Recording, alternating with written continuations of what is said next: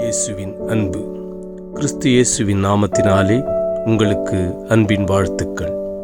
நீதிமொழிகள் 27ஆம் அதிகாரம் 8ஆம் வசனம்.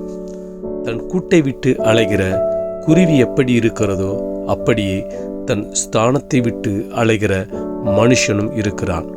ஆம் பிரியமானவர்களே, வேதம் சொல்லுகிறது, ஒருவன் தனக்கு கொடுத்திருக்கிற பொறுப்புதனை உணராதவனாய் குடும்பத்திலும் வேலை ஸ்தலத்திலும் வெளியிலும் அதை உணராமல் கனவீனத்தோடு நடந்து கொண்டு அவன் மற்ற காரியங்களே கவனத்தை செலுத்தி இறுதியில் கூட்டை விட்டு ஒரு குருவி எப்படி அலைந்து திரிந்து இருக்கிறதோ அப்படி கனத்தை இழந்து அவன் இறுதியிலே அவமானத்துக்கு உள்ளாகிறான்.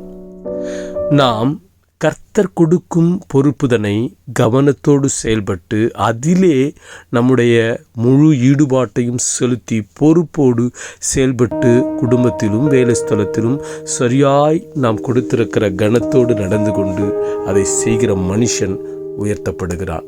கர்த்தர் அவனை இருக்கிற பொறுப்பை சரியாய் கர்த்தருக்கு செய்கிற மனுஷனை, உண்மையாயிருக்கிற மனுஷனை, அதில் சாட்சியோடு கூட சிறப்பாய் செயல்பட்டு நியாயமாய் நடக்கிற மனுஷனை தேவன் உயர்த்தி ஆசீர்வதிக்கிறார்.